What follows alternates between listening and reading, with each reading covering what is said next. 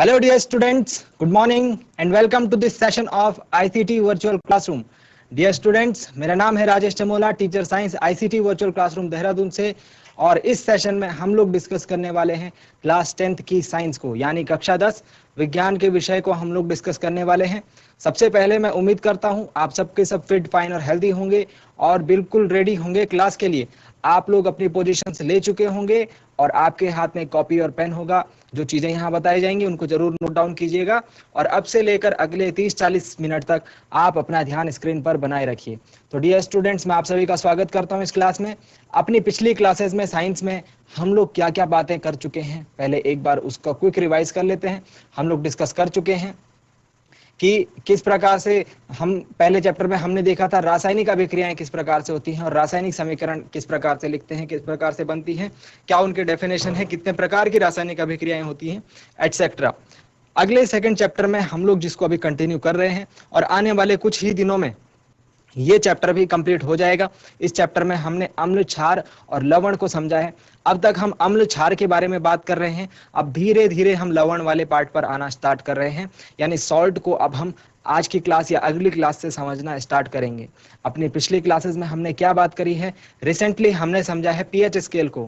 PH scale से हम क्या पता लगाते हैं, पीएच स्केल से हम ये पता लगाते हैं कि कोई अम्ल है या क्षारक है, उसकी प्रबलता कितनी अधिक होगी। ठीक है डियर स्टूडेंट्स, आज की क्लास में हम क्या डिस्कस करने वाले हैं, एज कि आपने नोट डाउन करी थी पिछली क्लास में हेडिंग, आज की क्लास में हम दैनिक जीवन में पीएच के उपयोग को हम दैनिक जीवन में पीएच हम कहाँ कहाँ देखते हैं उसको हम स्टडी करने वाले हैं। तो आप सब रेडी हो जाइए। क्लास में आज आपको जो जो बातें बताई जाएंगी वो बहुत ही ज्यादा इंटरेस्टिंग होंगी और वहां से आपके एग्जाम्स में क्वेश्चन बनते हैं, एग्जाम्स में क्वेश्चन पूछे जाते हैं, चाहे वो बोर्ड एग्जाम हो, चाहे वो आपका 10वीं का फाइनल एग्जामिनेशन हो या फिर कोई अदर एग्जाम्स हो। तो पीएच स्केल के इस पार्ट से क्वेश्चंस आपको मिलना स्वाभाविक है और आपको ये सीखने में मजा भी आएगा। तो डियर स्टूडेंट्स, ज्यादा डिस्कशन हम लोग अब करते हैं स्मार्ट बोर्ड की स्क्रीन पर। चलिए आपको लेकर चलता हूं स्मार्ट बोर्ड की स्क्रीन पर। ओके डियर स्टूडेंट्स, आज मुझे क्लास में काफी सारे बच्चे भी दिखाई दे रहे हैं। बहुत अच्छा लग रहा है आप सबको इतने टाइम बाद देखकर सामने। ठीक है, और ध्यान से सुनना, आज की क्लास में आपको बोर्ड परीक्षा के सवाल मिलेंगे। कौन सी परीक्षा के? बोर्ड परीक्षा के सवाल। तो जिसने आज की क्लास पढ़ ली उसको बोर्ड परीक्षा में 1-2 सवाल करने आ जाएंगे। ठीक है, अब अपना ध्यान दीजिए जो बीच में बताया जाता है। और आपको आज मैं पीएच स्केल भी दिखाने वाला हूं। क्या दिखाने वाला हूं?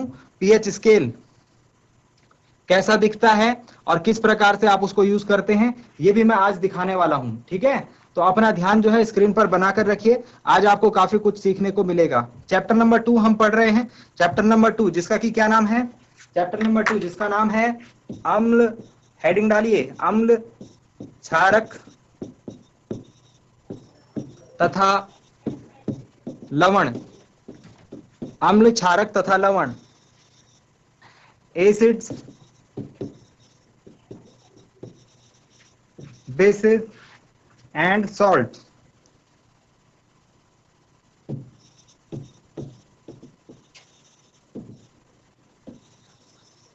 ठीक है, गुड।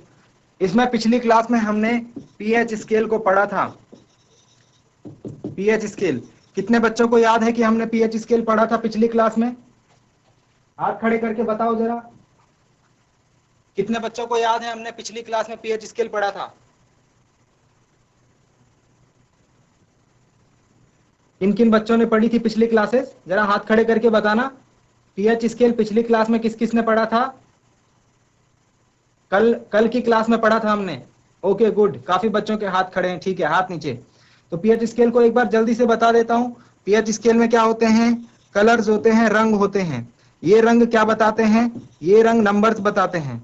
कितने से कितने तक नंबर्स होते हैं? 0 से 14 तक। 0 से 7 तक के जो नंबर होते हैं उनको हम एसिडिक यानी अम्लीय पदार्थ बोलते हैं।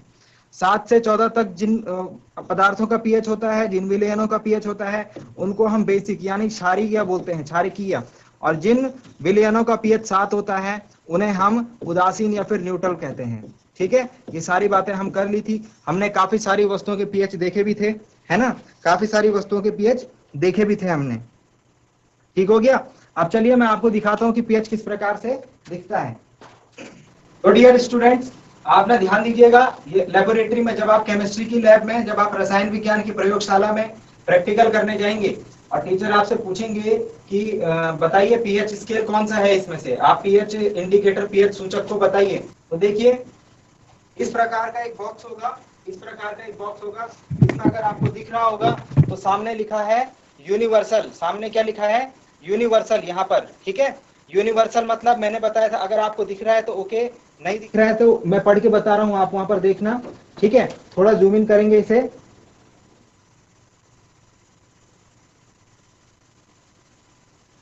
ओके, अब दिख रहा होगा कुछ बच्चों को, ठीक है, दिख रहा है।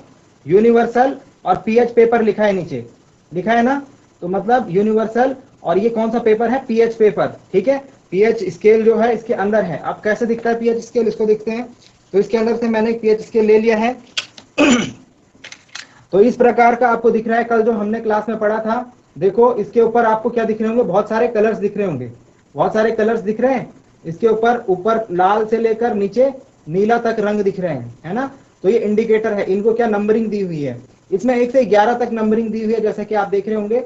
आपको क्या ध्यान रखना है? आपको ध्यान रखना है 0 से 14 तक, ठीक है। इसमें बीच के कुछ अंक स्किप किए गए हैं। इसमें 1 से लेकर 11 तक अंक दिए हुए। अब आप इसको, ये तो बाहर से इंडिकेटर दिखाया हुआ है। अब पीएच पेपर कहाँ है? इसके अंदर है। पीएच पेपर कहाँ है? इसके अंदर है। ये देखो, आपको क्या करना है? जिस विलियन का पीएच, जिस विलियन का पीएच चेक करना है, एक ये पेपर निकाला, एक पेपर निकाला और उस विलियन में डाला, उस परीक्षणली में डाला, ठीक है। आगे आने वाली क्लास में प्रयोग करके भी दिखाऊंगा। आपको ये पीएच पेपर निकालना है एक, और उस परीक्षणली में डालना है, उस परीक्षणली में डालना है। तो फिर आप, इसमें एक रंग आएगा। इसमें क्या आएगा? एक, इसका रंग अभी कैसा दिख रहा है आपको? येलो कलर का दिख रहा होगा, है ना। तो इसका ये रंग जो है ये चेंज हो जाएगा, इसका रंग चेंज हो जाएगा। और इनमें से कोई रंग आएगा, जो बाहर रंग दिख रहे हैं आपको, इनमें से कोई रंग आपको मिलेगा। जो रंग मिलेगा, जो रंग मिलेगा उतना नंबर उस विलियन को दे देना है। और उस नंबर के हिसाब से मैंने आपको बताया है कि क्या उस विलियन का, क्या उस विलियन का पीएच, क्या उस विलियन की प्रकृति होगी। अगर संख्या आती है 0 से 7 के बीच, इस बात को ध्यान रखें, 7 से छोटी संख्या आती है तो वो अम्लीय विलियन होगा, 7 से बड़ी संख्या आती है तो वो क्षारकीय विलियन होगा, एवं अगर 7 आता है तो वो उदासीन विलियन होगा। और उदासीन विलियन के लिए मैंने आपको बताया था, जो शुद्ध जल है उसका पीएच कितना होता है? 7 होता है। इसके अलावा जो मानव रक्त है उसका पीएच भी 7 से थोड़ा सा अधिक, 7.4 हमको देखने को मिलता है। तो इस प्रकार से आप पीएच की टेस्टिंग यानी पीएच इंडिकेटर का यूज कर सकते हैं। कितने बच्चों को समझ में आया? जरा हाथ खड़े करके बताओ, कितने बच्चों को ये बात समझ में आई? हाथ खड़े करके बताएं। ठीक है, गुड। अब अगर लेबोरेटरी में जाएंगे तो पीएच का एक्सपेरिमेंट कर पाएंगे ना? ठीक है, तो चलिए चलते हैं वापस से स्मार्ट बोर्ड की स्क्रीन की तरफ, और आज की क्लास में हम जो इंपॉर्टेंट बातें करने वाले हैं उनको करते हैं नोट डाउन।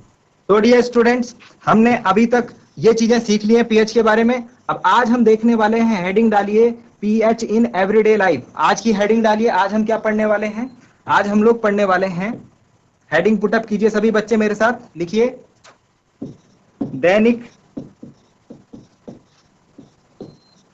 जीवन में पीएच का महत्व, इंपॉर्टेंस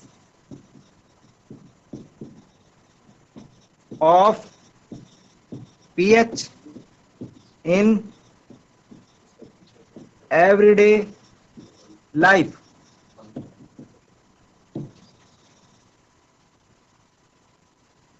लिख लिया सबने? चलिए अब ध्यान दीजिए इधर, अब ध्यान स्क्रीन की तरफ दीजिए जिनने लिख दिया। सबसे पहला पॉइंट जो हमको इसमें पढ़ना है, एसिड रेन। एसिड रेन मतलब अम्लीय वर्षा। पहली हेडिंग डालिए एसिड रेन या अम्लीय वर्षा।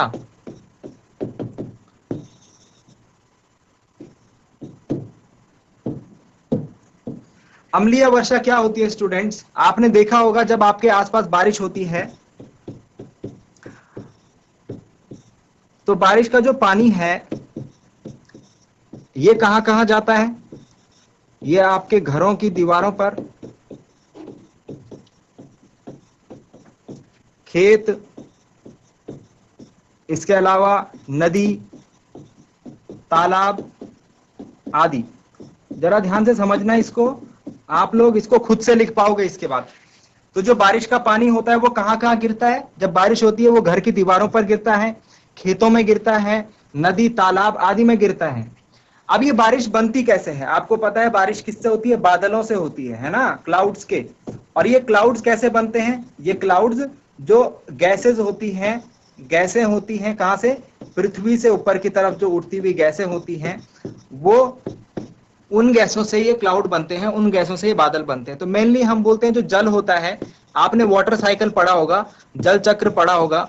जो नदियों, तालाबों और जो समुद्र में जो पानी होता है, जब सूरज की किरणों से वो गर्म होता है तो वो भाप बनकर उठने लगता है, भाप बनकर वो आसमान में जाता है तो बादल बनते हैं, और फिर जब वो बादल बड़े हो जाते हैं तो वो बारिश करने लगते हैं। ठीक है। लेकिन बच्चों क्या हो गया है आज की डेट में, अब यहाँ पर इस पूरे चक्र में, ये चक्र किसने डिसाइड करा हुआ था? ये पूरा चक्र प्रकृति ने डिसाइड करा हुआ था। यानी प्रकृति में बारिश का जो फिनोमिना है वो अपने आप होता था। अब इंसानों ने क्या करा, ह्यूमंस ने क्या करा, ह्यूमंस ने हमने क्या करा, बड़ी बड़ी फैक्ट्री बना दी, बड़ी बड़ी इंडस्ट्री बना दी। ठीक है। और उद्योग के लिए हमने क्या करे, बहुत बड़े बड़े कारखाने बना दिए, बहुत बड़ी बड़ी फैक्ट्री बना दी। उन फैक्ट्री से क्या होता था? धुआं निकलता था। क्या निकलता था? धुआं निकलता था। कैसा धुआं? विषैला धुआं, पॉइजनस गैसेस। ठीक है। ये धुआं जो है कहां जाकर मिलता था? अब इस धुएं से भी बादल बनने लग गए। इस धुएं से भी क्या हो गया? ये धुआं भी ऊपर उठा, इस धुएं से भी बादल बनने लग गए। और इन बादलों से जो बारिश होती है बच्चों, वो होती है अम्लीय वर्षा। इन बादलों से जो बारिश होती है इस धुएं से, जिसमें कि क्या होती है? इस धुएं में हानिकारक गैसें होती हैं बच्चों। तो इन हानिकारक गैसों से जो बादल बनते हैं, और उन बादलों के बनने के फलस्वरूप जो बारिश होती है, उसको हम अम्लीय वर्षा के नाम से जानते हैं। ठीक है। इस अम्लीय वर्षा से अब क्या होगा? अब ये बारिश होगी। अब बादल कैसे बने? अम्लीय वर्षा से फिर बारिश हुई। बारिश का जो पानी है वो कहाँ गिरेगा? घर की दीवारों पर गिरेगा, खेतों में गिरेगा, नदी में गिरेगा, तालाब में गिरेगा। तो जो अम्लीय वर्षा का जो पानी होता है, अम्लीय वर्षा का जो पानी होता है, अगर ये घरों की दीवारों में गिरेगा तो घरों की दीवारें खराब हो जाएंगी, खेतों में गिरेगा तो फसल खराब हो जाएंगी, नदी तालाब में गिरेगा तो उसमें रहने वाले जो जीव जंतु हैं वे मर जाएंगे। तो जो एसिड रेन है बच्चों, एसिड रेन के नुकसान काफी सारे हैं। इससे हमारी जो फसल है खेत में वो खराब हो जाती है, घर की जो दीवार है वो खराब हो जाती है, और जो पानी में रहने वाले जीव जंतु हैं, मछलियां हैं, वे सभी मर जाती हैं। आई बात समझ में? कितने बच्चों को ये बात समझ में आ गई? हाथ खड़े करके बताओ। चलिए अब लिखिए, इसको मेरे साथ साथ लिखिए। अब इसे मेरे साथ साथ लिखिए।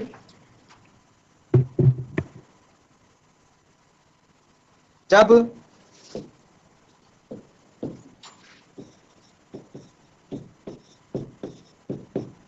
वर्षा के जल का पीएच मान,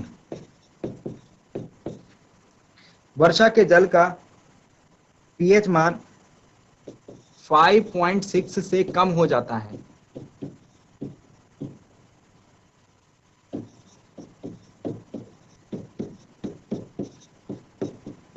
तो यह अम्लीय वर्षा कहलाती है।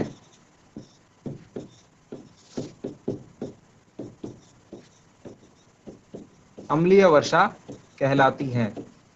लिख दिया। कब हम कहेंगे अम्लीय वर्षा है? जब पीएच मान कितने से कम होगा? पीएच मान होगा 5.6 से कम। इस बात को नोट डाउन रखेंगे, इस बात को आप हाईलाइट करेंगे।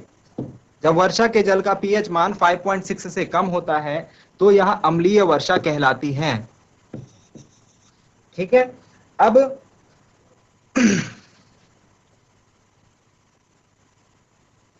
इसके कारण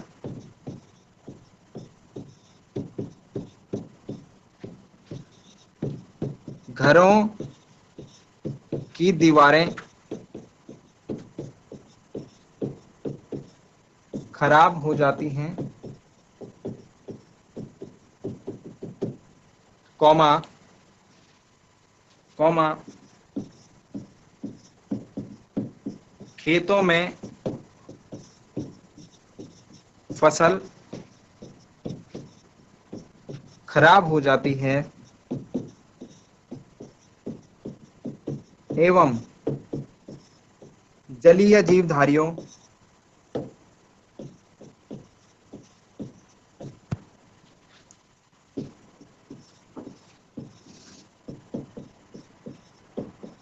जलीय जीवधारियों का जीवन यापन कठिन हो जाता है।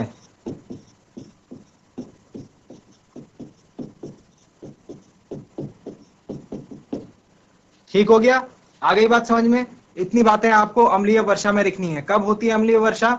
जब वर्षा के जल का पीएच मान 5.6 से कम हो जाता है। ठीक है, अब यहां पर एक नोट लिखेंगे।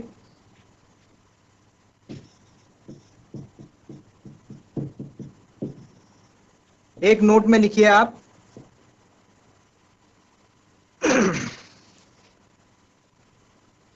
हमारे शरीर का पीएच परास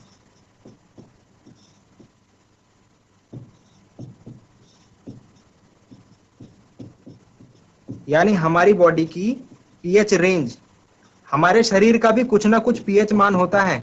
हमारे शरीर का भी क्या होता है? कुछ ना कुछ पीएच मान होता है, और हमारा शरीर जो है एक फिक्स पीएच रेंज के बीच में काम करता है। अगर उससे ज्यादा पीएच हो गया हमारे शरीर का, हमारे शरीर के पीएच की वैल्यू या फिर उससे कम हो गई, तो वो हमारे शरीर के लिए ठीक नहीं होता। ठीक है, तो उससे जो है हमारी तबीयत खराब होने लगती है। तो कितनी है ये रेंज?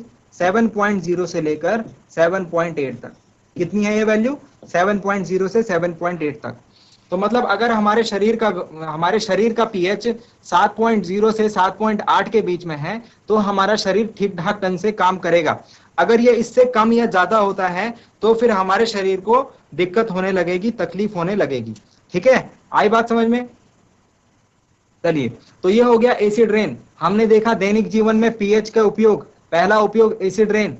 इसमें हमने देखा जब वर्षा होती है, उसके जल का पीएच मान 5.6 से कम हो जाता है, तो इसे अम्लीय वर्षा कहते हैं। इसके जो कारण जो है नुकसान काफी होते हैं, और हमारे शरीर का जो पीएच परास है वो 7.0 से 7.8 के बीच में होता है। इसको ध्यान रखेंगे, 1 नंबर का क्वेश्चन आ सकता है एग्जाम में, आपको लिखना है। नेक्स्ट लिखेंगे, ये हो गया सबका। ठीक है, अब नेक्स्ट पॉइंट लिखिए। नेक्स्ट पॉइंट लिखिए गार्डन सॉइल। गार्डन सॉइल यानी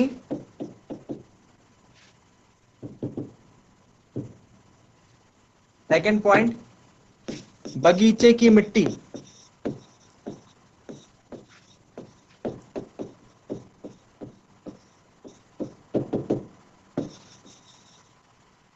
तो डियर स्टूडेंट्स, जो हमारा बगीचा होता है जिसमें हम फसल उगाते हैं, जिसमें हम जो भी सब्जी वगैरह उगाते हैं, फल वगैरह उगाते हैं, उस मिट्टी का भी क्या होता है? एक पीएच होता है। उस मिट्टी का भी क्या होता है? एक पीएच होता है।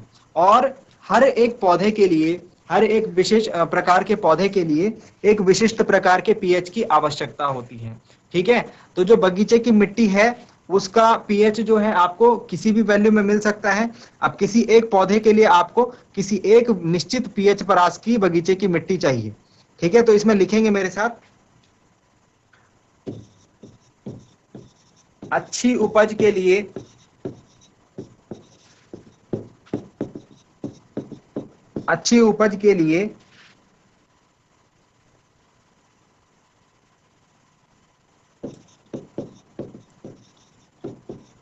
पौधों को एक विशिष्ट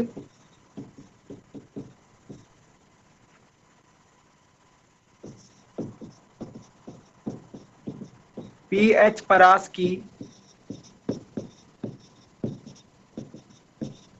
आवश्यकता होती है। एक विशिष्ट पीएच परास की आवश्यकता होती है। अब यहां पर मैं किसी एक स्पेसिफिक पीएच परास की बात नहीं कर रहा हूं। सपोज हमको जो है मृदा चाहिए, क्षारीय, हमको क्षारीय मिट्टी चाहिए, तो उसके लिए पीएच 7 से 14 के बीच में होगा। अगर हमको अम्लीय प्रकृति की चाहिए मिट्टी, तो उसके लिए पीएच 0 से 7 के बीच में होगा।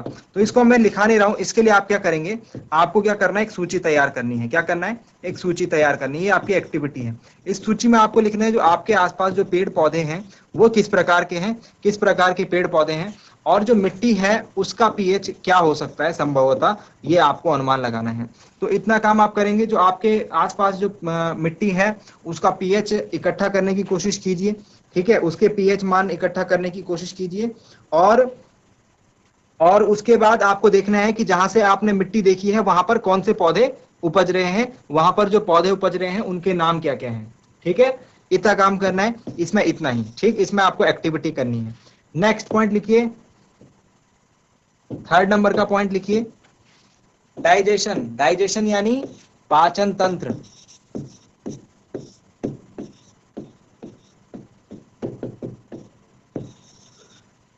पाचन तंत्र, पाचन तंत्र आप सभी जानते हैं कि हम लोग जो भोजन खाते हैं वो भोजन कहाँ जाता है, पेट में जाता है, और पेट में जाने के बाद उसका पाचन होता है और फिर उससे हमको पोषक तत्व मिलते हैं, और इन पोषक तत्वों से हमें क्या मिलती है, ऊर्जा मिलती है, हमारा शरीर जो है काम कर पाता है। ठीक है, अब देखो जरा क्या होता है प्रोसेस में। जब हम ये भोजन खाते हैं तो जब पेट में इसका पाचन होना होता है, इसके लिए हमारे शरीर में एक सिस्टम लगा है जिसको हम पाचन तंत्र या फिर डाइजेस्टिव सिस्टम बोलते हैं, जिसको हम क्या बोलते हैं, डाइजेस्टिव सिस्टम या फिर पाचन तंत्र बोलते हैं। ओके, ध्यान से सुनिएगा इस बात को, इसको आप चैप्टर 6 में भी पढ़ने वाले हैं। जीआईसी बिलखेत के बच्चे अभी खड़े हैं और इधर उधर बातें कर रहे हैं। जीआईसी बिलखेत बच्चे बैठ क्यों नहीं रहे हैं? इतने टाइम बाद आपकी, अभी भी नहीं बैठे हैं बच्चे, ये इतने टाइम बाद आपकी क्लासेस चल रही हैं, आपको जो है पूरे उत्तराखंड के सारे स्कूल्स देख रहे हैं। जीआईसी बिलखेत अभी भी कुछ बच्चे जो है खड़े हैं और कंटिन्यूअसली बातें कर रहे हैं। आप ये बात जानते हैं कि आपके स्कूल को इस टाइम सभी उत्तराखंड के जितने भी स्कूल्स हैं, जितने भी प्रिंसिपल हैं, जितने भी टीचर हैं, सब देख रहे हैं। तो अपने स्कूल का नाम बनाकर रखिए और डिसिप्लिन मेंटेन रखिए। जो बात यहाँ बताई जा रही है वो आपको एग्जाम पेपर में जब मिलेगी तो तब आपको लगेगा कि मुझे पढ़ लेना चाहिए था। पाचन तंत्र, डाइजेस्टिव सिस्टम। तो डाइजेस्टिव सिस्टम हमारा क्या काम करता है, जो भोजन हम खाते हैं उसको पचाने का काम करता है, और उसके बाद उसमें से जरूरी पोषक तत्व जो हैं उनको हमारे शरीर को देने का काम करता है। लेकिन क्या होता है, हमारे पाचक तंत्र में एक प्रकार का अम्ल उत्पन्न होता है। आप ये देखिए कि हमारे डाइजेस्टिव सिस्टम में एक अम्ल होता है जिसका नाम होता है हाइड्रोक्लोरिक अम्ल।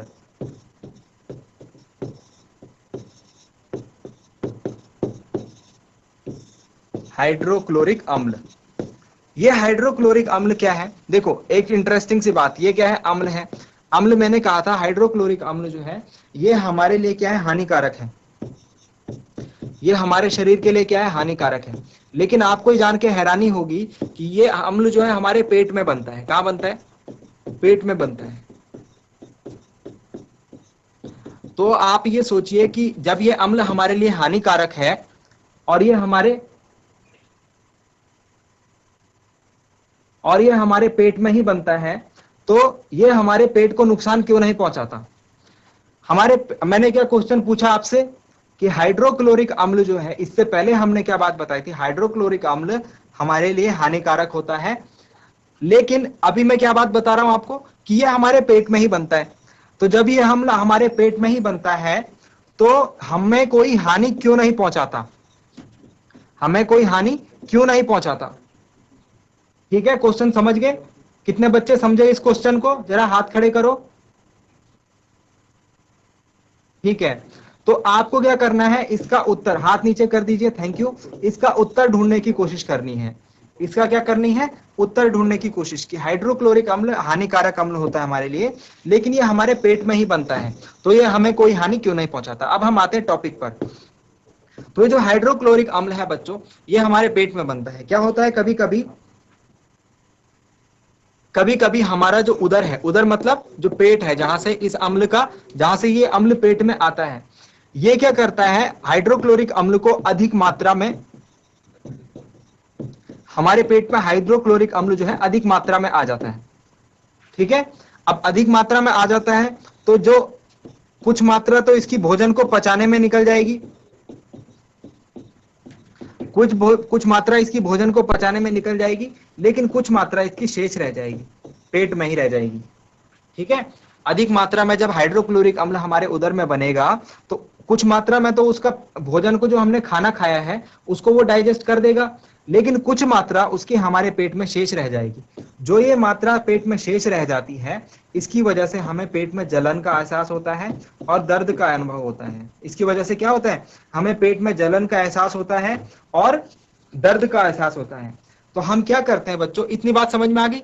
इसको हम बोलते हैं अपच की स्थिति। इसको हम क्या बोलते हैं, अपच की स्थिति, या फिर आपने सुना होगा एक टर्म एसिडिटी बोलते हैं। क्या बोलते हैं, एसिडिटी हो रही है। तो वो एसिडिटी क्यों होती है, वो एसिडिटी इस वजह से होती है क्योंकि हमारे उदर में, हमारे पेट में हाइड्रोक्लोरिक अम्ल अधिक मात्रा में बन जाता है और कुछ मात्रा उसकी शेष रह जाती है। ठीक है, अब इससे आपको क्या करना है, इससे आपको रिलीफ के लिए, इससे आपको राहत के लिए क्या काम करना है।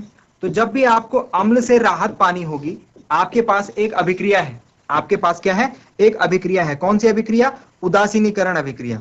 उसमें क्या करते हैं, अम्ल के साथ अगर क्षार मिला दिया जाए तो दोनों का प्रभाव समाप्त हो जाता है, उदासीन हो जाता है, लवण और जल बनते हैं। इसको हम उदासीनीकरण। तो अम्ल को अगर उदासीन करना है तो क्या मिलाओ, क्षार मिलाओ। अब हमारे पेट में क्या है, अधिक मात्रा में अम्ल है, हमारे पेट में अधिक मात्रा में अम्ल है। इसको समाप्त करने के लिए मैं इसमें क्या मिलाऊंगा, क्षार मिलाऊंगा। और इस क्षार का नाम, इस क्षार को हम जो बोलते हैं, इस क्षार को हम बोलते हैं एंटासिड। इस क्षार को हम क्या बोलते हैं, एंटासिड। इस क्षार को हम बोलते हैं एंटासिड। ठीक है, और ये क्या करता है, ये हमारे पेट में जो अधिक मात्रा में अम्ल है, अधिक मात्रा में हाइड्रोक्लोरिक अम्ल है, उसको, उसके प्रभाव को उदासीन करके हमें इस जलन और दर्द से राहत देता है। ठीक है, इतनी बात समझ में आ गई? अब इसको हम पॉइंट में लिख रहे हैं। जो जो बातें मैंने बोली उनको आप नोट्स के फॉर्म में लिखिए, मेरे साथ साथ लिखिए अब और जल्दी जल्दी लिखेंगे। चलिए नोट डाउन कीजिए। पॉइंट नंबर 1,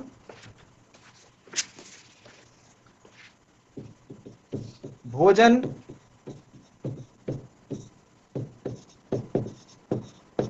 पाचन की क्रिया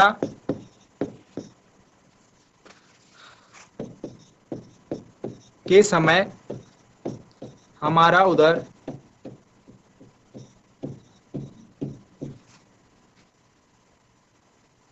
हाइड्रोक्लोरिक अम्ल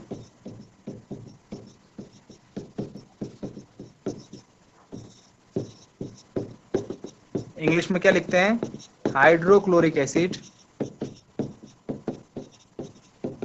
हाइड्रोक्लोरिक एसिड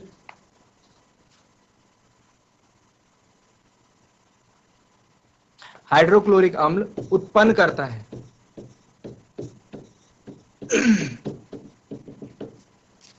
सेकंड पॉइंट,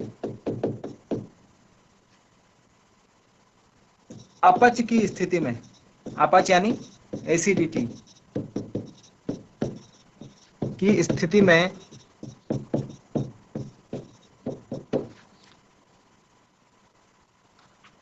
यह अत्यधिक मात्रा में उत्पन्न हो जाता है।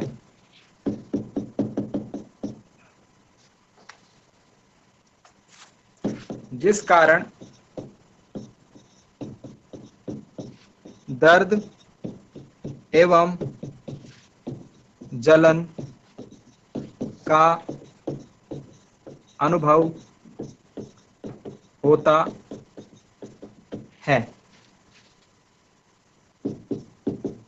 जिस कारण दर्द एवं जलन का अनुभव होता है।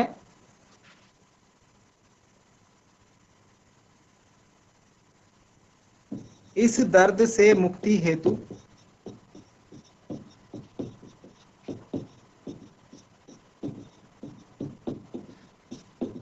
इस दर्द से मुक्ति के लिए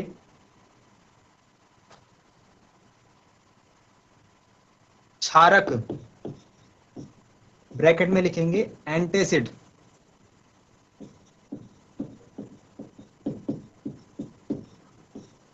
का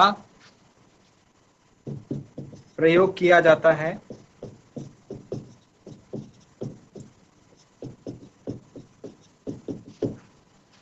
प्रयोग किया जाता है।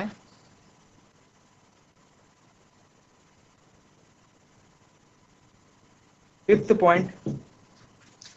पॉइंट को याद रखेंगे, इसीलिए एक नोट बना करके लिखवा रहा हूं। नोट,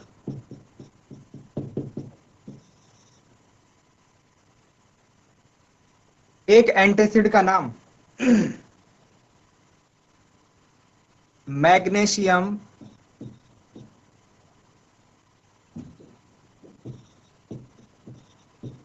हाइड्रोक्साइड,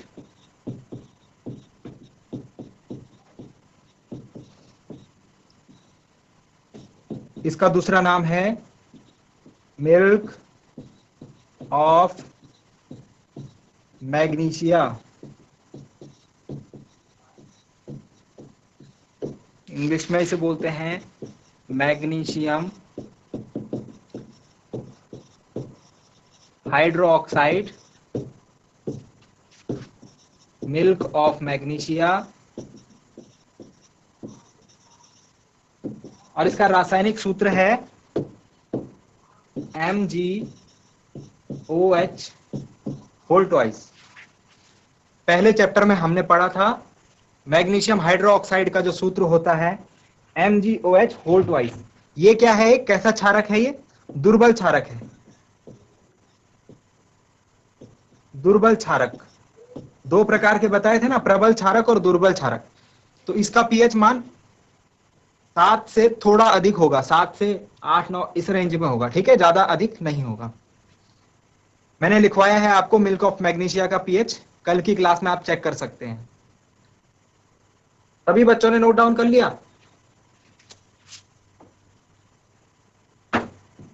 किस किस ने नोट डाउन कर लिया, जरा हाथ खड़े करके बताओ। ठीक है, I think most of the ने नोट डाउन कर लिया। ये हेडिंग डाल दीजिए कल के लिए, टूथ डिके यानी दंत क्षय।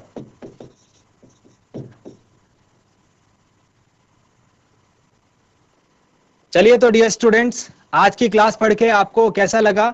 आई होप कि आपने एंजॉय करा होगा और आपको कुछ नया सीखने को मिला होगा।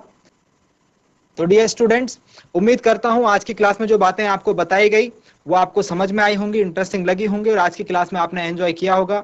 मिलते हैं अगली क्लास में एक नए और इंटरेस्टिंग टॉपिक के साथ। क्लास से जुड़ने के लिए आप सभी का बहुत बहुत धन्यवाद। Thank you very much and have a nice day.